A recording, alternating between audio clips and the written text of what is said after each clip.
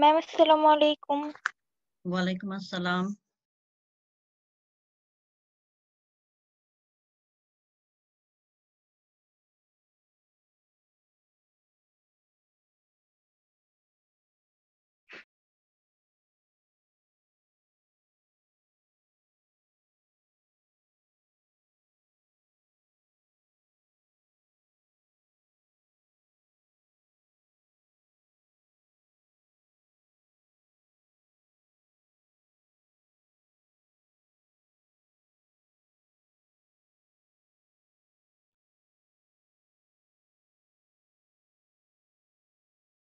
কেমন আছো তোমরা?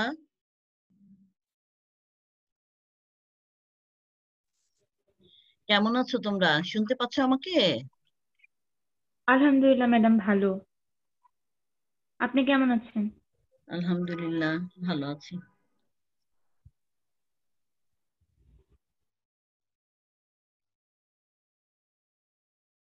ম্যাম আসসালামু আলাইকুম। ওয়ালাইকুম আসসালাম, কেমন আছো? আলহামদুলিল্লাহ, আপনি কেমন আছেন? আছি ভালো। ভালো, আলহামদুলিল্লাহ। আচ্ছা, তোমরা একটু ভিডিওটা অন করো, কথা বলি প্রথমেই।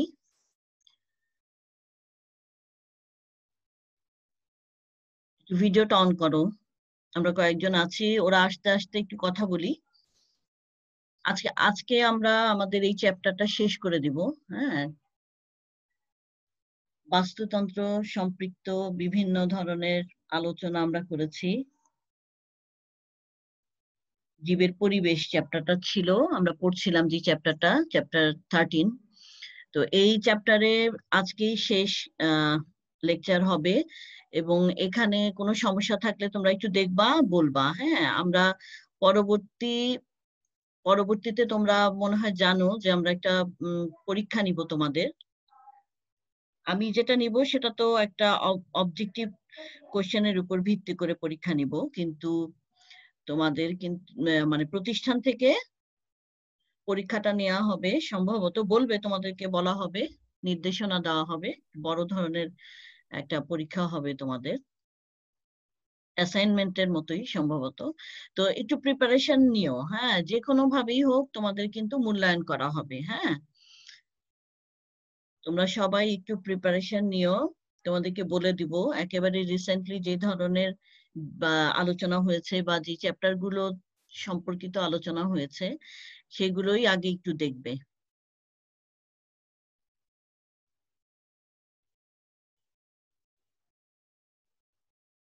শুধু অবজেক্টিভ দেখলেই কিন্তু হবে না। হ্যাঁ, শুধু অবজেক্টিভ দেখলেই হবে না, তোমাদেরকে সৃজনশীল প্রশ্ন, রচনামূলক যেগুলো আছে সেই ধরনের প্রশ্নগুলো নিয়েও একটু মিস কাজ আসসালামু করতে আলাইকুম। হবে। ওয়ালাইকুম আসসালামু আসসালাম। আলাইকুম। ওয়ালাইকুম আসসালামু আসসালাম। আলাইকুম মিস। মিস আসসালামু আলাইকুম। ওয়ালাইকুম আসসালাম। আচ্ছা, আমরা মূল আলোচনায় চলে যাব এখন। 14 জন আছি আমরা, 4 মিনিট হয়ে গেছে। আমরা একটা স্ক্রিন শেয়ার করছি।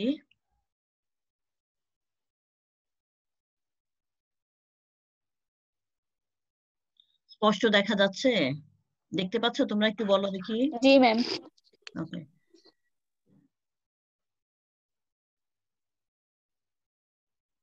আচ্ছা, আমরা জীববিজ্ঞান নবম ও দশম শ্রেণী পড়ছিলাম, এবং অধ্যায় 13 জীবের পরিবেশ নিয়ে আলোচনা চলছিল আমাদের।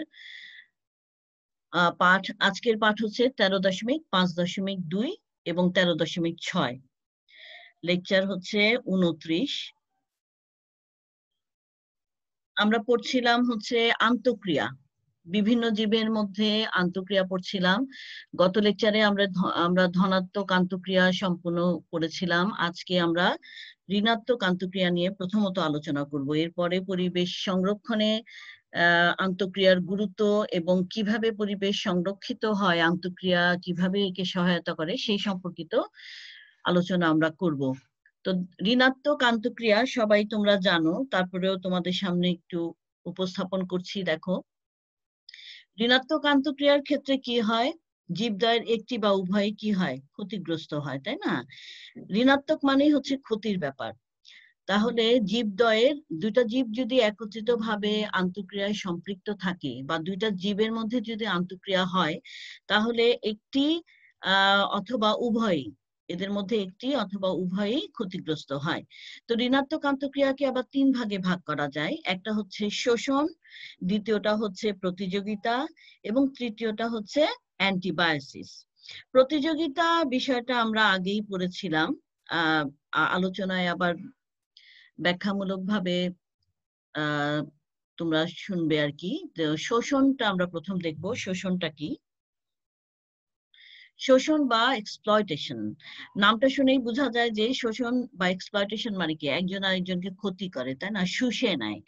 হ্যাঁ, এক্ষেত্রে একটি জীব অন্য জীবকে প্রত্যক্ষ বা পরোক্ষভাবে তার অধিকার থেকে বঞ্চিত করে।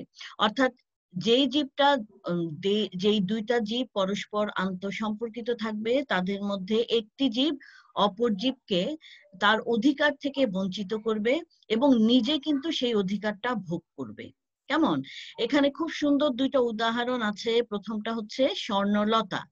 স্বর্ণলতা তোমরা সবাই চেনো, দেখেছো অনেকে। স্বর্ণলতা একটা পরজীবী উদ্ভিদ। পরজীবী উদ্ভিদ, পরভোজী মেইনলি। এরা হচ্ছে হস্টোরিয়া নামক একটা চোষক থাকে তাদের মধ্যে। হ্যাঁ, সেই চোষক অঙ্গের মাধ্যমে আশ্রয়দাতা উদ্ভিদ থেকে তারা খাদ্য সংগ্রহ করে। আমরা রাসনা উদ্ভিদ সম্পর্কে আলোচনা করেছিলাম। তারা শুধুমাত্র আরেকটা উদ্ভিদের উপর আশ্রয় নিয়ে বসবাস করে, কিন্তু খাদ্য শোষণ করে না। কিন্তু স্বর্ণলতার ক্ষেত্রে দেখা যায় যে এরা যেই উদ্ভিদের উপর বসবাস করে সেই উদ্ভিদ থেকে খাদ্য শোষণ করে। এর ফলে যেই উদ্ভিদের উপর এরা বসবাস করে সেই উদ্ভিদের ভিতরে একটা বিশেষ অংশকে প্রবেশ করিয়ে দেয়, যার নাম হচ্ছে হস্টোরিয়া। এবং এই হস্টোরিয়া যখন ভিতরে প্রবেশ করে, তখন ওই যেই উদ্ভিদের উপর অবস্থান করে এরা, যার থেকে সহায়তা নিচ্ছে, আশ্রয় নিচ্ছে, তার খাদ্য ভিতর থেকে শোষণ করে নেয়। ঠিক আছে, ফ্লোয়েম বাহিকার সাথে সম্পৃক্ত হয়ে সুন্দর করে খাবার শুষে নেয়। এর ফলে কি হয়, যে আশ্রয়দাতা বা যার উপর এরা আশ্রয় নিচ্ছে, সে কিন্তু ক্ষতিগ্রস্ত হচ্ছে। কেননা তার যে খাদ্য তৈরি হচ্ছে, সেই খাদ্য খাদ্যের একটা অংশ স্বর্ণলতা সুন্দর করে শোষণ করে নিচ্ছে। এবং এরা কিন্তু পুরা উদ্ভিদটাকে একেবারে ছেয়ে ফেলে, বৃদ্ধি পেয়ে পুরা উদ্ভিদের উপর একদম বিছিয়ে যায়। এবং এর ফলে আরেকটা ক্ষতি হয়, সেটা হচ্ছে আশ্রয়দাতা উদ্ভিদ কিন্তু আলো থেকেও বঞ্চিত হয়। তোমরা বড়ই উদ্ভিদ, পেয়ারা উদ্ভিদ এটা খুব বেশি দেখা যায়। এখন একটু কম দেখা যায়, কারণ এখন তো গাছই দেখা যায় না, তাই না, উদ্ভিদই আমরা তেমন দেখতে পাই না। তো এটা একটা উদাহরণ। এছাড়া আরেকটি উদাহরণ, এটা তোমরা সবাই জানো, যে কোকিল নিজে কিন্তু কখনো বাসা তৈরি করে না। হ্যাঁ, এবং ওরা কি করে, কাকের বাসার মধ্যে, হ্যাঁ, কাকের বাসায় তারা ডিম পারবে, এবং এই নিজস্ব ডিমে কিন্তু তারা তাও দেয় না, মানে ডিম ফোটার জন্য যে তা দিতে হয় সেটাও দেয় না। সেটা কি করে, তারা কোকিল নিজে বাসা করার যে পরিশ্রম বা যে কষ্ট, সেটা থেকেও নিজেকে রক্ষা করে, মানে খুব আরামে থাকে তারা। এবং ডিমকেও কাককে দিয়েই তাদের ডিমকে তা দেওয়ায় নাই, কেননা কাক তো আর বুঝে না যে এটা কার ডিম, ডিম তো প্রায় একই রকম। তো কাকই এদের ডিমকে তা দেয় এবং সেই ডিমগুলো ফুটে বাচ্চা বের হয়। এক্ষেত্রে দেখো, তুমি খেয়াল করে দেখো তোমরা যে খেয়াল করে দেখো যে এইখানে কাক কিন্তু বঞ্চিত হচ্ছে। হ্যাঁ, কাক কিভাবে বঞ্চিত হচ্ছে, কাকের শেয়ারিং করতে হচ্ছে, তাই না, শেয়ারিং এর মধ্যে অবস্থান করতে হচ্ছে। অর্থাৎ কোকিলকে তোমার হলো ডিম পাড়ার জন্য জায়গা দিতে হচ্ছে, আবার তা দেওয়ার সময়ও কিন্তু সে যদি অল্প জায়গায় তা দিত, হ্যাঁ, কিন্তু তাকে কি করতে হচ্ছে, পুরা সবগুলো ডিমকে তা দিতে হচ্ছে। এক্ষেত্রে তার পরিশ্রম কিন্তু একটু বেশিই হয়। হ্যাঁ, বেশি হয়, অবশ্যই বেশি হয়। সে হয়তো আরামও করতে পারে না। অনেক সময় দেখা যায় যে কোকিল এসে সুন্দর করে বসে ডিম পাড়ছে। কেমন? এই ক্ষেত্রে এই যে তোমার এক্সপ্লয়টেশন, শোষণ, এই ক্ষেত্রে মানে এইটা কিন্তু আমরা মানুষের ক্ষেত্রেও অনেক ক্ষেত্রে দেখে থাকি। তোমরা একটু চিন্তা করে দেখবে এই বিষয়টা। আচ্ছা, এরপরে আমরা যাচ্ছি শোষণের একটি চিত্রে। এই যে এই স্বর্ণলতাকে দেখানো হয়েছে, ছবিটা একটু হেজি। তারপরেও তোমরা দেখে বুঝতে পারবা যে যে গোল্ডেন কালারের প্রায় হলদে হলদে রঙের চিকন চিকন যে লতাটা, সেটা হচ্ছে তোমার স্বর্ণলতা। স্বর্ণলতা এই বড় একটা উদ্ভিদের উপর উঠছে, দেখো বেয়ে বেয়ে। এবং স্বর্ণলতাকে কিন্তু টান দিলে সহজে সে ছিঁড়ে আসবে না, বা আজ থেকে যে আলগা হয়ে উঠে আসবে গাছটা থেকে, সেটা হয় না। কেন? কারণ তার একটা অংশ পোষক উদ্ভিদের ভিতরে প্রবেশ করে খাদ্য শোষণ করে, হস্টোরিয়া। তো আমরা এখানে একটা চিত্র দেখতে পাচ্ছি যে পোষক যে উদ্ভিদটা, তার প্রস্থচ্ছেদ, এখানে লিখেছে লম্বচ্ছেদ, কেন আমি জানি না, প্রস্থচ্ছেদ। হস্টোরিয়াটা এই ক্ষেত্রে হস্টোরিয়াটাকে দেখো তোমরা, হস্টোরিয়াটা প্রবেশ করিয়ে দিয়েছে কাণ্ডের অংশে, পোষক উদ্ভিদের কাণ্ডে, এবং ভিতরে ঢুকে দেখো হস্টোরিয়াটা খাদ্য শোষণ করছে। আর আশ্রয়দাতা উদ্ভিদের এই অংশটা দেখো কোথায় তার অবস্থান, হস্টোরিয়াটার অবস্থান দাতার কোথায় অবস্থিত দেখতে পাচ্ছ। সুতরাং এখানে বোঝাই যাচ্ছে যে এখানে শোষণ হচ্ছে। কেমন? এরপরে এই সম্পৃক্ত একটি কোশ্চেন আমরা দেখতে পাচ্ছি।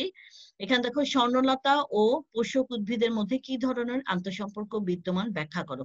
এটা কিন্তু তোমরা পারবা। গত লেকচারে আমরা যেভাবে বর্ণনার যে ধারা, যেই পয়েন্টগুলো দিতে হয় সেটা আলোচনা করেছি। তোমাদের মনে আছে কিনা একটু বলো দেখি, হ্যাঁ অথবা না বলো, গত লেকচারের কথা। তোমরা একটু আনমিউট হয়ে কথা বলো। মনে আছে। আচ্ছা, তাহলে এখানেও তোমরা কি করবা, এখানে যদিও অনুধাবনের প্রশ্ন, তারপরেও কিছুটা তো লিখতেই হবে যে এদের মধ্যে আসলে সম্পর্ক হচ্ছে ঋণাত্মক আন্তঃক্রিয়া, এবং যাকে বলা হয় শোষণ, হ্যাঁ, বা এক্সপ্লয়টেশন। এবং এক্সপ্লয়টেশন কাকে বলে, কারা দুইজনই নাকি কে এখানে ক্ষতিগ্রস্ত হচ্ছে, কিভাবে ক্ষতিগ্রস্ত হচ্ছে, সেটা ব্যাখ্যা করবা। আচ্ছা, 3 নম্বরে বা গয়ে আছে প্রয়োগের প্রশ্ন, যেটা উদ্দীপকের বাস্তুতন্ত্রে শক্তি প্রবাহের গুরুত্ব ব্যাখ্যা করো। আমরা একটু উদ্দীপকটা দেখি। একটু আগে যে চিত্রটা তোমরা দেখলে, আবার আসি, দেখো খেয়াল করে, এই চিত্রটা দেখতে যেমন, এই চিত্রটা অনেকটা সেই রকমই মনে হচ্ছে যে বাইরে থেকে হয়তোবা হস্টোরিয়ার একটা অংশ দেখানো হয়েছে। অনেকে এটা ভুল করতে পারে, কিন্তু আসলে এখানে কি দেখানো হয়েছে বলো দেখি, বলো তো এটা কি? কেউ বলতে পারলে একটু বলো, সময় নষ্ট করা যাবে না। ম্যাম, উপরেরটা তো মনে হয় সূর্য দেখা যাচ্ছে। হ্যাঁ, এটা সূর্য দেখা যাচ্ছে, আর এখানে লেখাই আছে হিট, হিট বের হয়ে যাচ্ছে। তাহলে এটা কি কি বোঝাচ্ছে বলো দেখি?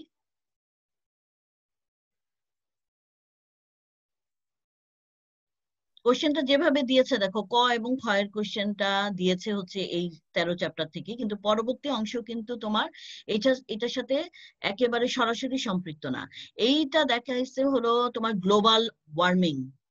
হ্যাঁ, গ্লোবাল ওয়ার্মিং এর বিষয়টা, যে পরিবেশের সাথে যে সম্পর্কটা স্থাপিত হয়, আসলে এই যে তোমার আন্তঃসম্পর্ক, এটা যদি সঠিক না থাকে তাহলে কিন্তু আমাদের পরিবেশ বিপর্যয়ের দিকে যাবে। এবং পরিবেশ বিপর্যয়ের দিকে গেলে কি কি ক্ষতি হয়, সেই ক্ষতির একটা অংশ হচ্ছে গ্রিন হাউস ইফেক্ট, তাই না?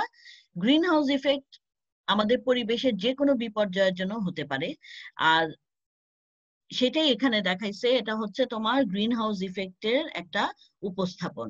এখানে পৃথিবীকে দেখানো হয়েছে, এবং এই যে পৃথিবীর চারিদিকে একটা লেয়ার যে কার্বন ডাইঅক্সাইড, সেটা দেখানো হয়েছে। এটা হচ্ছে পৃথিবী, পৃথিবীর মধ্যে সূর্যালো প্রবেশ করছে, এবং প্রবেশ করছে ঠিকই, কিন্তু বের হয়ে যাওয়ার সময় পুরো তাপটা বের হতে পারছে না, কিন্তু কিছুটা ভিতরে থেকে কার্বন ডাইঅক্সাইডের লেয়ারের জন্য ভিতরে থেকে একে উষ্ণ করছে, পৃথিবীকে উষ্ণ করছে। তার মানে এটা হচ্ছে তোমার কি, এটা হচ্ছে তোমার গ্রিন হাউস ইফেক্টকে দেখানো হয়েছে। এই কারণেই তোমাদের সামনে এই প্রশ্নটা, এই উদ্দীপক সহ এই প্রশ্নটা উপস্থাপন করলাম, যে আমরা এই কোশ্চেনটা দেখার পর কিন্তু বোঝার উপায় নাই যে এইখানে আবার গ্লোবাল ওয়ার্মিং এর ব্যাপারটা উপস্থাপন করে অন্য একটা প্রশ্ন করতে পারে। যদিও এটার সাথে সম্পৃক্ত, তারপরেও মাথায় কিন্তু আসবে না সহজে। কি বলো তোমরা, সহজে কি ধরা যাচ্ছে এটা বলো দেখি, হ্যাঁ অথবা অথবা না বলো। না মিস। বোঝা যাচ্ছে না, কিন্তু এই প্রশ্নটা কিন্তু বোর্ডেও আসছে, মির্জাপুর ক্যাডেট কলেজ থেকে শুধু না, এটা কিন্তু বোর্ডেও আসছে। তাহলে এখানে আমরা উদ্দীপকের বাস্তুতন্ত্রের শক্তি প্রবাহের গুরুত্ব ব্যাখ্যা করো। উদ্দীপকের বাস্তুতন্ত্রটা হচ্ছে পৃথিবীর বাস্তুতন্ত্র, এখানে শক্তি প্রবাহটা কি সেটা দেখাবো। আর ঘতে আছে হচ্ছে জীব জগতের উপর উদ্দীপকের প্রক্রিয়াটির প্রভাব করো, অর্থাৎ গ্রিন হাউস ইফেক্টের প্রভাব। এটা আমরা জানি, এটা আমরা ছোটবেলা থেকে পড়ে আসছি, কিন্তু এই যে গ নাম্বার প্রশ্নটা আমরা এখন উত্তরটা একটু দেখবো। কেমন? উদ্দীপকের বাস্তুতন্ত্রের শক্তি প্রবাহ এবং এর গুরুত্ব, আমরা এখন দেখছি। হ্যাঁ, উদ্দীপকে সূর্য দেখিয়েছে। সূর্য থেকে আসলে কি হয়, আলোক রশ্মি আসে, পৃথিবীর বায়ুমণ্ডল ভেদ করে পৃথিবীতে আসে, এরপরে সূর্যালোকটা উদ্ভিদ গ্রহণ করে। তুমি পুরা জিনিসটাকে নিয়ে যাবা উদ্ভিদের ক্ষেত্রে, যেহেতু শক্তি প্রবাহ, তার মানে আমাকে উদ্ভিদে আসতে হবে, এরপরে যেতে হবে প্রাণীর দিকে, তাহলে আমরা শক্তি প্রবাহ দেখাতে পারবো। অর্থাৎ খাদ্য শৃঙ্খলের মধ্যে আমাকে প্রবেশ করতে হবে। তাহলে মানে তোমার সূর্যালোক এবং খাদ্য শৃঙ্খল, এই দুইটা যে কানেকশন, সেটাকে আমি এখানে উপস্থাপন করব বা আমরা এখানে উপস্থাপন করব। তাহলে সূর্যালোক উদ্ভিদ গ্রহণ করছে, সালোক সংশ্লেষণ প্রক্রিয়া খাদ্য তৈরি করছে। হ্যাঁ, এই আলোক শক্তি রাসায়নিক শক্তিতে রূপান্তরিত হচ্ছে। এই শক্তি নিজে কিছুটা রাখছে, উদ্ভিদ কিছুটা অংশ ব্যবহার করছে নিজের কাজে খরচ করে, বাকিটা জমা করে কোথায় রাখে, পাতা ফুল ফলে। কারণ খাদ্য তৈরি হওয়ার পরে খাদ্যগুলো জমা থেকে পাতা ফুল ফলে। তাহলে কি হচ্ছে, প্রাণী এই পাতা ফুল ফল খাচ্ছে। হ্যাঁ, যেহেতু প্রাণী নিজের খাদ্য নিজে তৈরি করতে পারে না, তাহলে সূর্যালোকের সাথে বা সূর্যের সাথে কিন্তু প্রাণীর সরাসরি কোনো কানেকশন নেই। প্রাণী কিন্তু পারে না সূর্যালোককে ধরে রাখতে। তাহলে এখানে আমাকে উদ্ভিদের সহায়তা নিতেই হবে, এবং খাদ্য শৃঙ্খলে না ঢুকলে আমরা কখনোই শক্তি প্রবাহকে ব্যাখ্যা করতে পারবো না। তাহলে তোমরা কি এই যে সূর্যালোকের সাথে উদ্ভিদের সম্পর্ক করে আমরা যে এই আনসারটা করবো, এটা কি এখন বুঝতে পারছো কিভাবে এর জি পরবর্তীতে? মিস। হ্যাঁ, এটা ধরাটাই কিন্তু কঠিন। তাহলে এখন কি হচ্ছে, দেখো প্রাণী যখন এটা গ্রহণ করছে, এভাবে শক্তিটা উদ্ভিদ থেকে প্রাণীতে চলে আসলো। তাহলে সূর্যালোকে প্রথমে শক্তি ছিল, তারপরে উদ্ভিদে, এরপরে প্রাণীতে আসলো। তাহলে শক্তির প্রবাহ হচ্ছে একমুখী ভাবে। একসময় যখন প্রাণী মারা যায় এবং উদ্ভিদও যখন মারা যাবে, তখন শক্তিটা শেষ হয়ে যাবে। এই শক্তিটা তখন আর একমুখী থেকে কিন্তু আবার উভমুখী হতে পারে না। তাহলে শক্তি শেষ হয়ে গেলে আবার শক্তিকে নিতে হবে কার থেকে, সূর্য থেকে। তাহলে সূর্য থেকে শক্তি নিবে কে, শুধুমাত্র উদ্ভিদ। আবারও একই প্রক্রিয়া চলতে থাকে, এভাবে একমুখী ভাবে শক্তির প্রবাহ চলতেই থাকে। তাই যদি শক্তি প্রবাহিত না হতো, তবে উদ্ভিদ ও প্রাণীকুল কিন্তু ধ্বংস হয়ে যেত, এবং পৃথিবীর সকল জীব বেঁচে থাকার জন্য শক্তির প্রবাহের গুরুত্ব অপরিসীম। এটাই ছিল তোমাদের প্রশ্ন, এবং এটা খুব সুন্দর একটা প্রশ্ন। আমি আবারও বলছি যে বোর্ডে কিন্তু আসছে, এটা ইগনোর করার মতো না। মিস কিন্তু চিত্রটা তো বোঝা গেল না। হ্যাঁ, চিত্রটা বোঝা গেল না, এই যে এগুলা দিয়ে বুঝবা। দেখো, এখানে সূর্যালোক দেখাইছে, এখানে অ্যারো দিয়ে দেখাইছে, এখানে যে একটা জায়গায় প্রবেশ করছে এবং বের হচ্ছে, কিছুটা কিছুটা আটকায় আছে, তার মানেই হচ্ছে এটা পৃথিবী, এটা হচ্ছে কার্বন ডাই অক্সাইডের লেয়ার, এবং এটা হচ্ছে সূর্য। এটা তো বোঝাই যাচ্ছে, তোমরা অনেকবার পড়েছো। এই কারণেই তো তোমাকে প্রশ্ন নিয়ে ঘাটাঘাটি করতে হবে, দেখতে হবে কি ধরনের প্রশ্ন আছে। কিছু জিনিস আছে যে মাথায় আসে না হঠাৎ করে, কিন্তু এই ধরনের প্রশ্ন নিয়ে তুমি যখন আলোচনা করবা বা দেখবা, যখন সমস্যায় পড়বা, তখনই না তোমার মাথাটা খুলবে, তখন তুমি তোমার বুদ্ধিবৃত্তিকে কাজে লাগাতে পারবা। কেমন? আচ্ছা, এরপরে দেখো, উদ্দীপকের প্রক্রিয়াটি হলো গ্রিন হাউস ইফেক্ট, এবং জীবজগতের উপর এই প্রক্রিয়াটির প্রভাব কি তোমরা সবাই জানো। এখানে তারপরেও বলি যে সূর্য থেকে আলো এবং তাপশক্তি পৃথিবীতে এসে পৌঁছায়। এই সময় বায়ুমণ্ডল ভেদ করে আলো ও তাপশক্তি পৃথিবীতে আসে। এইটা কিন্তু আটকায় যায়, বায়ুমণ্ডল ভেদ করে পুরা আকাশ থেকে পুরাপুরি কিন্তু বের হয়ে যেতে পারে না। কিন্তু বর্তমানে মানুষ অন্ন, বস্ত্র, জ্বালানি ইত্যাদি উৎপাদনের জন্য প্রচুর পরিমাণে গ্রিন হাউস গ্যাস যেহেতু উৎপন্ন করছে, সেহেতু এই গ্যাস বায়ুমণ্ডলে গিয়ে একটা আস্তরণ সৃষ্টি করে, যা ভেদ করে প্রতিফলিত সূর্যের তাপশক্তি পৃথিবী থেকে বের হয়ে যেতে পারে না। এর ফলে গরম হচ্ছে, গরম হওয়ার ফলে কি হচ্ছে, বরফ গলে যাচ্ছে, নিচু অংশগুলো তোমার হচ্ছে ডুবে যাচ্ছে, আবহাওয়ার পরিবর্তন হচ্ছে, জলোচ্ছ্বাস হচ্ছে। এগুলা তোমাদের বইয়ে দেওয়া আছে। এই এই চ্যাপ্টারে 13.6 দেওয়া আছে, যেটা কিছুক্ষণ পরে আলোচনা করব, তো তোমরা দেখতে পাবে। আচ্ছা, তোমাদের একটু বলি, চ্যাট বক্সে যে তোমরা হচ্ছে রোল নাম একটু দিয়ে দাও। আমি হয়তো নাম ডাকার সময় পাবো না, যেহেতু অল্প সময়ের মধ্যে পড়াতে হচ্ছে। এরপরের অংশটা হচ্ছে ঋণাত্মক আন্তঃক্রিয়ার আরেকটা যে অংশ, সেটা হচ্ছে প্রতিযোগিতা বা কম্পিটিশন। প্রতিযোগিতা বুঝতেই পারছো, বিভিন্ন জিনিসের মধ্যে উদ্ভিদ, প্রাণী এবং তোমার হলো জড় উপাদান, পরিবেশে যা যা আছে, হ্যাঁ, বাস্তুতন্ত্রের মধ্যে যা যা আছে, সবার ভিতর কিন্তু একজন আরেকজনকে পাওয়ার জন্য প্রতিযোগিতা আরম্ভ হয়। এটা আমরা ডারউইনে যে প্রজাতিক এবং অন্তঃপ্রজাতিক যে সংগ্রাম দেখেছিলাম, এটা হচ্ছে তোমার কম্পিটিশন বা প্রতিযোগিতা। কোন একটা নির্দিষ্ট স্থানে আলো, বাতাস, পানি, খাদ্যের জন্য জীব পরস্পরের মধ্যে মধ্যে প্রতিযোগিতা করে, এবং যারা খুব স্ট্রং, তারা কিন্তু তোমার হচ্ছে টিকে থাকবে, প্রতিযোগিতা করে খাওয়ার খাওয়া পাবে, আলো পাবে। হ্যাঁ, যারা টিকে থাকতে পারবে তারা কারা? তারা হচ্ছে সুবিধাজনক বৈশিষ্ট্য সম্পন্ন, অর্থাৎ যারা পরিবেশের সাথে খাপ খাইয়ে নিতে পারবে। আমরা এটা কিন্তু আগেও পড়েছিলাম। হ্যাঁ, তো অন্যান্যরা কি হবে? বিতাড়িত হয়ে যাবে। এটা খুবই ইম্পর্টেন্ট, এবং এই নিয়ে ডারউইনের যে আমরা মতবাদ করেছিলাম সেখানে এটা নিয়ে আলোচনা করেছি। একটু দেখবা সেই জায়গাটা, তাহলে আরো সুন্দরভাবে বুঝতে পারবা। এখন কি শুনতে পাচ্ছো তোমরা আমাকে? একটু বলো দেখি, শুনতে পাচ্ছো হ্যাঁ অথবা না বলো। জি ম্যাম। ওকে, অ্যান্টিবায়োসিস এটা তোমাদের একটু অজানা। জি অ্যান্টিবায়োসিস মিস।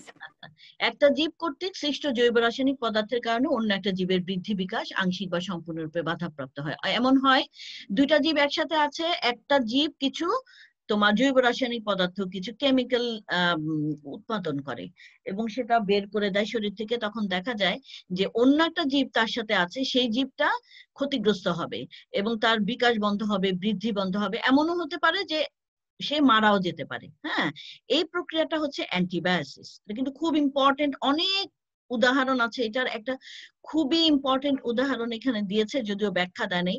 সেটা হচ্ছে আলেকজান্ডার ফ্লেমিং যে পেনিসিলিন অ্যান্টিবায়োটিক আবিষ্কার করেছিলেন, তখন কিন্তু এই অ্যান্টিবায়োসিস প্রক্রিয়াটা দেখেই মানে সহায়তা করেছিল তাকে এই অ্যান্টিবায়োটিকটা তৈরির ক্ষেত্রে। আমি একটু বলি যে পেনিসিলিয়াম যে ছত্রাক, তোমরা জানো পেনিসিলিয়াম হচ্ছে একটা ছত্রাক।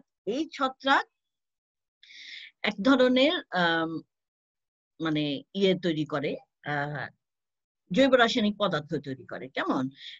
একটা একটা পেট্রো ডিশে যদি রাখা হয় তোমার হলো সেই ছত্রাকটাকে, হ্যাঁ, যে বৃদ্ধি পাওয়ার জন্য একটা পেট্রো ডিশে তাকে রাখা হয়েছে, সাথে দেখা গেল কিছু ব্যাকটেরিয়া এখানে রয়ে গেছে, অথবা ইচ্ছাকৃতই দেওয়া আছে, মনে করো যে এটা হচ্ছে সেই ব্যাকটেরিয়ার জায়গাটা। হ্যাঁ, তো কিছুদিন পরে দেখা যাবে এই ঠিকই বাড়ছে।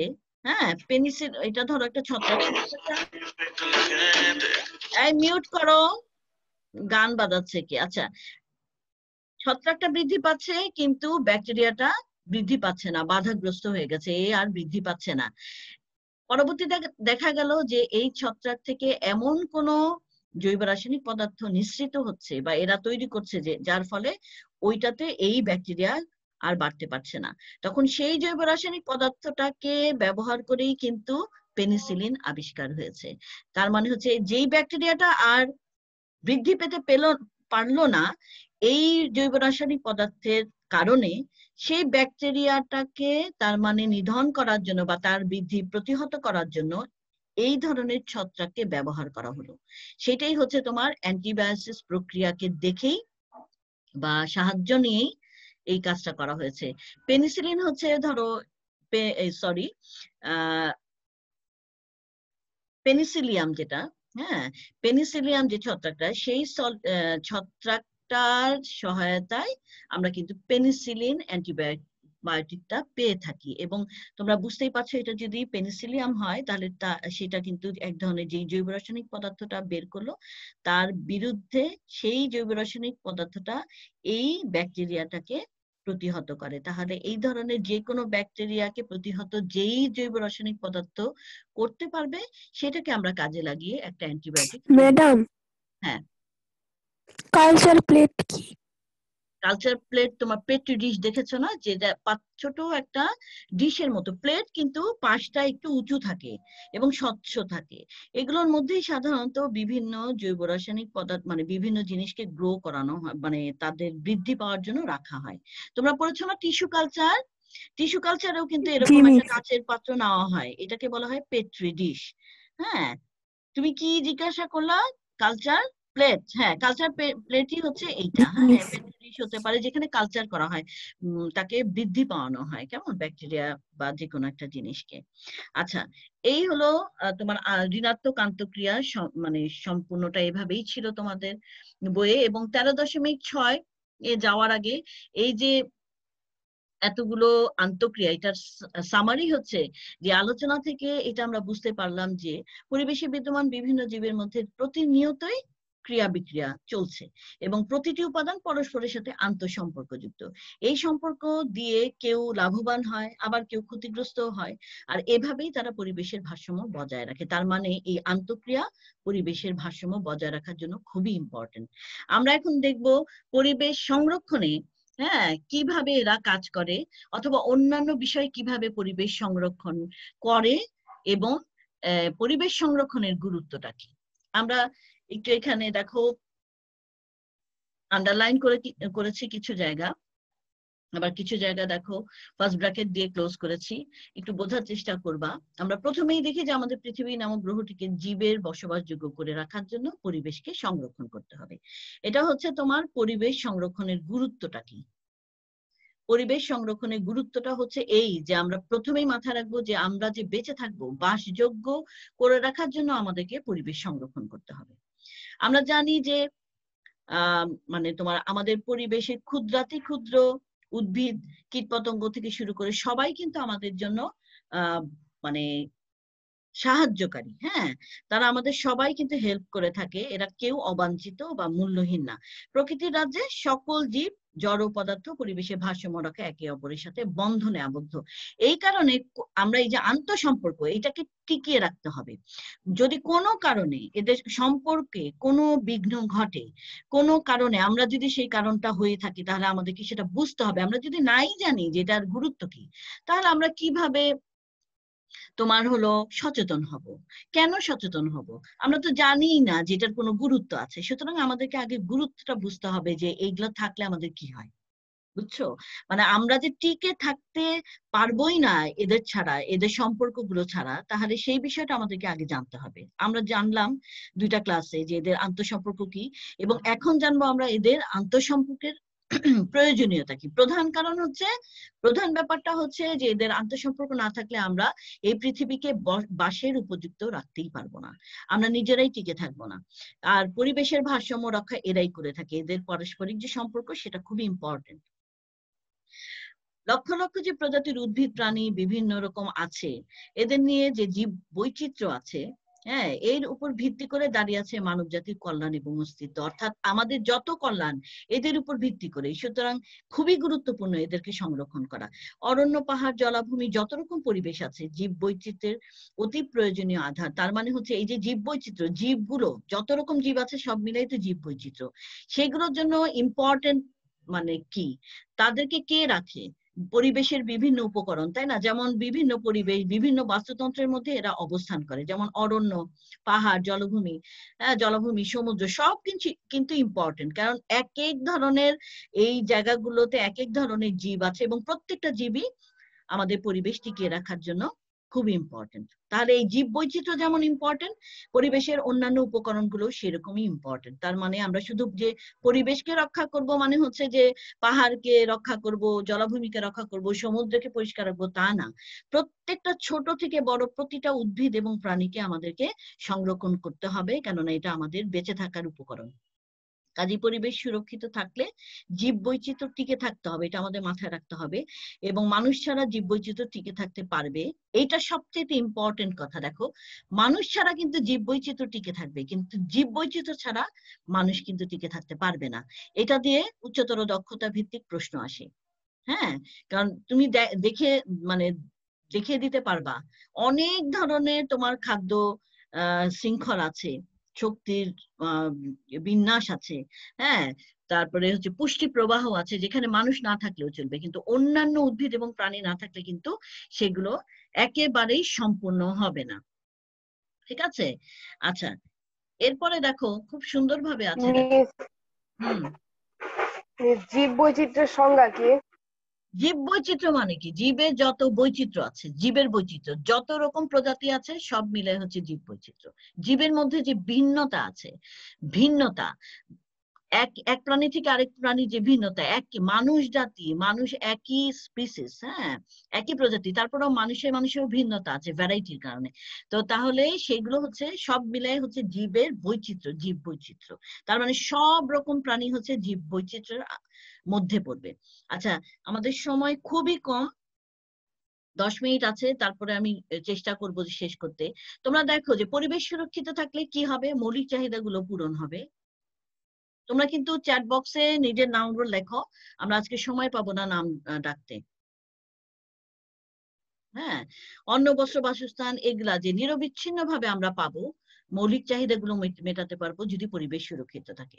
আর ক্ষতিগ্রস্ত হলে বৃষ্টিপাতের হার কমবে, চাষাবাদের যথেষ্ট ক্ষতি হবে, গ্রিন হাউস প্রতিক্রিয়ার কারণে তাপমাত্রা বেড়ে যাবে, গ্রিন হাউস ইফেক্ট যেটাকে আমরা বলে থাকি। এর ফলে সমুদ্রের উচ্চতা বেড়ে যাবে, আবহাওয়ার পরিবর্তন হবে, উপকূল এরিয়া পানিতে ভেসে যাবে, তাই না? বনাঞ্চল ধ্বংস হয়ে যাবে, রোগবালাই বেশি হবে, নতুন সব রোগের প্রকোপ দেখা দিবে, ঝড় জলোচ্ছ্বাস এগুলোর তীব্রতা অনেক বাড়বে।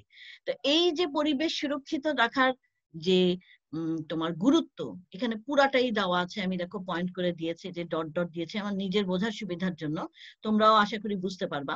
এগুলা হচ্ছে গুরুত্ব। পরিবেশ সুরক্ষিত থাকলে গ্রিন হাউস ইফেক্ট থেকে আমরা রক্ষা পাবো, এবং এখন থেকেই কিন্তু আমরা এই ক্ষেত্রে কাজে লেগে যাব, যে যেভাবে পারি আমরা। হ্যাঁ, গাছ লাগানো থেকে আরম্ভ করে যে কোনো ভাবেই আমরা যে যার দিক থেকে, যার অবস্থান থেকে যেভাবে পারি সেভাবেই আমরা এই কাজগুলো করব। সবচাইতে বড় ব্যাপার হচ্ছে তুমি অন্যকে জানাও যে কোনটা করলে আমাদের পরিবেশের ক্ষতি হয়, তাহলেও অনেকটা কাজ এগিয়ে যাবে। মানুষ বর্তমানে তার নিজের অস্তিত্ব রক্ষার্থে পরিবেশ সংরক্ষণের কথা কিন্তু জোরে সোরে বলা শুরু করেছে। সুস্থ পরিবেশ রক্ষার জন্য সমগ্র বিশ্বকে এগিয়ে আসতে হবে, একা একা কোনোভাবেই এটা সম্ভব না। পরিবেশ সংরক্ষণ বিষয়ক আন্দোলন গড়ে তোলা এটাও খুবই জরুরি। বৃক্ষরোপণ ব্যাপারটা একটা নির্দিষ্ট মাসে বা সপ্তাহে সীমাবদ্ধ না রেখে যখন প্রয়োজন, যখন গাছ কাটলা তখনই দ্বিগুণ গাছ লাগালা, এভাবে চিন্তা করতে হবে। ইচ্ছা মতো গাছ লাগানো কোনো প্রয়োজন নাই, তোমার প্রয়োজন অনুপাতে গাছ লাগাবা।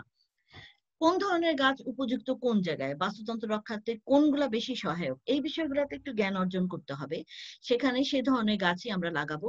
কোন এলাকার শিল্প কারখানা, বিদ্যুৎ কেন্দ্র নির্মাণের পূর্বে সেই এলাকার পরিবেশের উপর বিরূপ প্রতিক্রিয়া কতটুকু পড়বে, হ্যাঁ, যেখানে সবচেয়ে কম বিরূপ প্রতিক্রিয়া পড়বে সেখানে আমরা এই ধরনের কেন্দ্রগুলো, শিল্প কারখানা। গান শোনা যাচ্ছে, আচ্ছা। বজ্রের সুব্যবস্থা করতে হবে, শুধু তোমার কলকারখানা তৈরি করলেই হবে না, সেইগুলোর যে বজ্র সেগুলোকে সুব্যবস্থাপনা করতে হবে। আমরা জানি এগুলা যে টিপিটি আছে। আচ্ছা, এটা নিয়ে একটু আলোচনা পরবর্তীতে করব আমরা অন্য একদিন। পরিকল্পিত নগরায়ন করতে হবে। ওইখানে একটা নগর তৈরি করলা, এখন তোমরা দেখছো যে অনেক ধরনের নগরায়ন হচ্ছে, কিন্তু এটা কিন্তু তোমার এমন হতে হবে যে গুছানো, এখানে বৃক্ষ থাকতে হবে, এখানে ড্রেনেজ সুব্যবস্থা থাকতে হবে, ইত্যাদি ইত্যাদি সবকিছু মাথায় রেখে নগরায়ন করতে হবে। জ্বালানি হিসেবে কাঠের পরিবর্তে আমাদেরকে আস্তে আস্তে সৌরশক্তির ব্যবহার বাড়াতে হবে। কাঠ কেটে যে জ্বালানি হিসেবে ব্যবহার করা, এটা থেকে বেরিয়ে আসতে হবে। আরেকটা কথা বলি, ফার্নিচারের ক্ষেত্রে আমরা কাঠ ছাড়া চিন্তাই করতে পারি না, কিন্তু এইটা থেকে আমাদেরকে বের হয়ে আসতে হবে। হ্যাঁ, মাত্রাতিরিক্ত রাসায়নিক সার, কীটনাশক এগুলা মাটির গুণাগুণ নষ্ট করে, উপকারী জীবাণুকে নষ্ট করে, স্থলজ পোকামাকড়কে ধ্বংস করে, জলজ মাটির বাস্তুতন্ত্রকে নষ্ট করে। আমরা জানি যে, এখন জানতে পারলাম যে একদম ছোট ছোট প্রাণী উদ্ভিদ কিন্তু আমাদের অনেক উপকার করে, সুতরাং এগুলোকে নষ্ট করা যাবে না। তাহলে অতিরিক্ত রাসায়নিক সার, কীটনাশক এগুলো আমরা ব্যবহার করব না।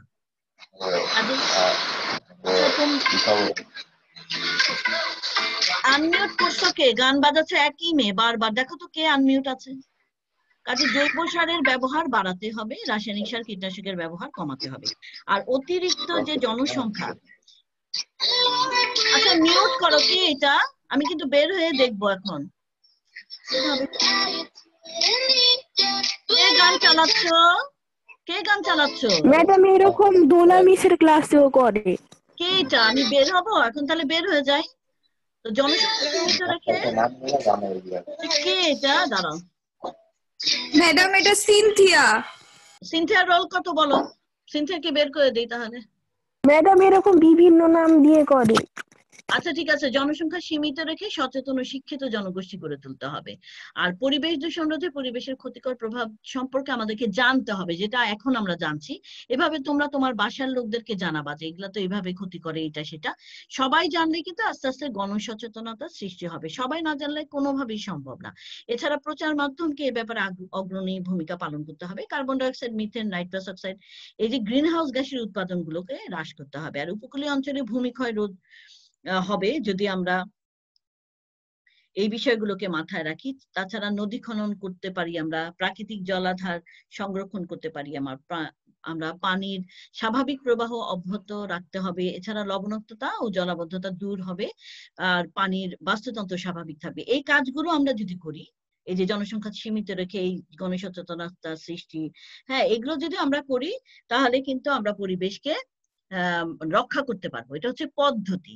এতক্ষণ জানছি আমরা গুরুত্ব, কি কারণে করব, গুরুত্ব কি, আর এখন আমরা জানছি হচ্ছে পদ্ধতিগুলো কি। হ্যাঁ, আমাদের হাতে খুবই কম সময় আছে। শেষের অংশটা দেখো, পরিবেশ সংরক্ষণের জন্য জীববৈচিত্র্য সংরক্ষণ অত্যাবশ্যক।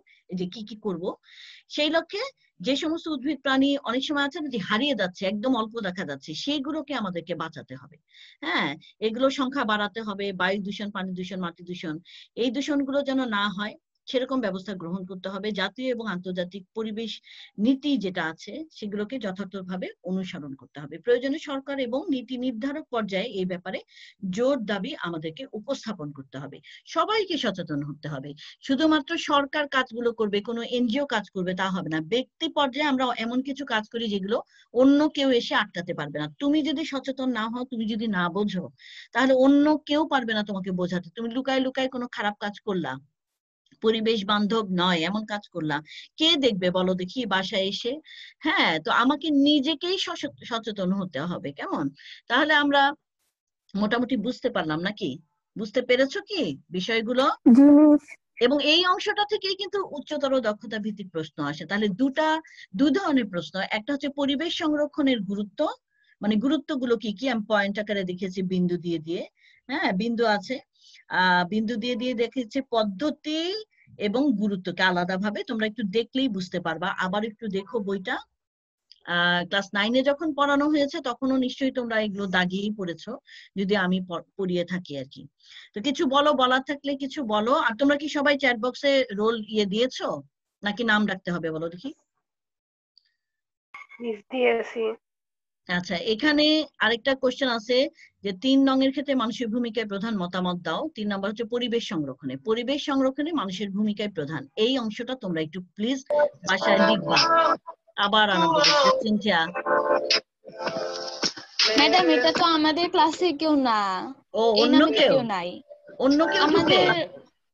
না, জানি না, আমাদের ক্লাসে তো এই নামে কেউ নাই।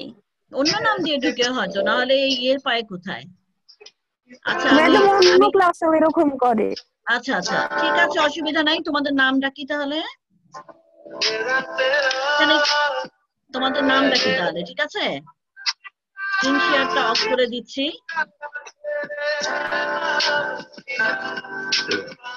সময়ও নাই। তোমরা কি চ্যাট বক্সে দিয়েছো তোমাদের রোল নাম্বার? বলো দেখি। জি মিস। তাহলে আর কি প্রয়োজন আছে নাম ডাকার? আর নাম ডাকার প্রয়োজন আছে? আচ্ছা, তোমরা অন্য যে কোনো সময় ক্লাস টাইমে বাইরে পরীক্ষা দিলে 10 বা 15 মিনিটে দিতে পারবা তো না? গ্রুপে দিয়ে দিলে লিংক? জি মিস পারবো। জি ম্যাম। আচ্ছা, তাহলে আমি কয়েকদিনের মধ্যে একটা পরীক্ষা নিব, এই সপ্তাহের মধ্যে চেষ্টা করব একটা ছোট অবজেক্টিভ কোশ্চেন দিয়ে পরীক্ষা নেওয়ার জন্য। তোমরা এই চ্যাপ্টার অবজেক্টিভ গুলো পড়ে ফেলো। আমরা প্রশ্ন, এই যে সিনথিয়া না,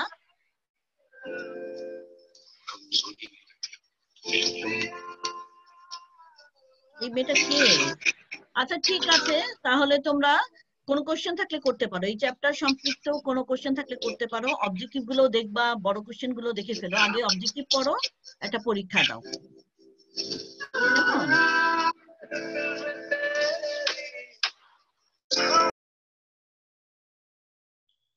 মিউট করে দিয়েছি। এই যে সিনথিয়া নামে তো নাকি? সিনথিয়া কি বের হয়ে গেল? আচ্ছা ঠিক আছে, এখন বলো কোনো কোশ্চেন থাকলে। 1 মিনিট আছে, যে কোনো সময় আমাদের লাইনটা কেটে যাবে। কোশ্চেন আছে তোমাদের? কোনো কোশ্চেন বলো দেখি, হ্যাঁ অথবা না বলে দাও। না মিস।